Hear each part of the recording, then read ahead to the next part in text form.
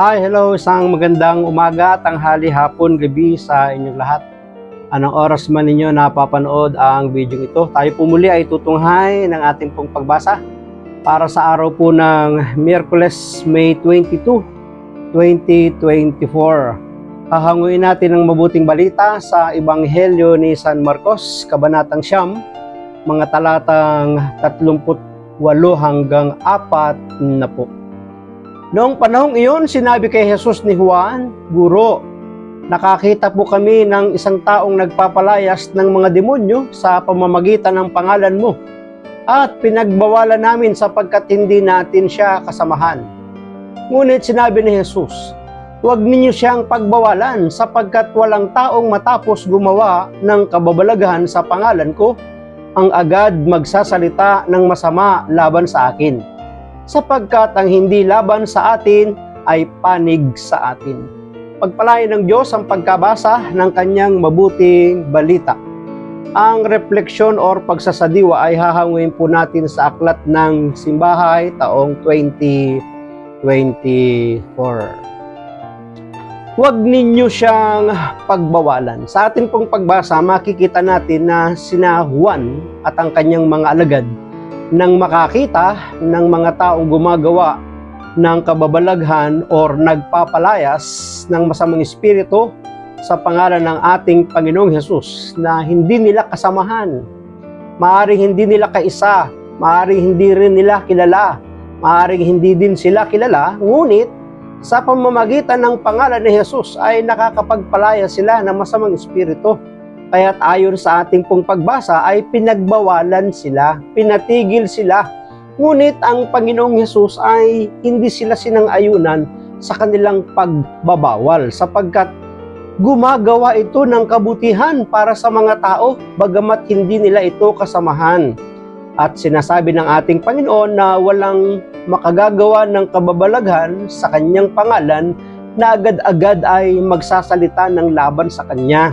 Kaya sinasabi rin ng ating Panginoon, sila'y kapanig natin na mga nag-iipon. Pinagwikaan ni Jesus si Juan kahit siya ay pinakamamahal na alagad dahil sa kanyang pagkamaramot o eksklusibong pananaw hinggil sa kapangyarihan na gumawa ng himala at pagpapagaling sa mga may sakit. Makikita din natin na si Jesus mismo ang nagsalita, nagbigay ng mga pananalitang maaaring makasugat o makasakit ng damdamin ni Juan, na bagamat siya'y pinakamamahal, ngunit mali yung kanyang ginawa, sapagkat ang kanyang pag-uugali ay mayroong pagkamaramot na gusto nilang ikahon ang ating Panginoong Hesus, gusto nilang ikahon ang paggawa ng mga kababalaghan, gusto nilang sila lang ang makagawa ng kababalaghan sapagkat sila ay mga alagad ng ating Panginoong Hesus. Ngunit para kay Jesus, ayaw niya na sila'y maging maramot, madamot, eksklusibo. Para lang sa kanila ba yun? Hindi. Ang pagkamakasariling puso at makitid na pang-unawa ni Juan ay naging sanhi upang pagsabihan siya ni Jesus. Ang kapangyarihan ni Jesus ay hindi dapat angkinin lamang ng mga alagad o ng sinuman.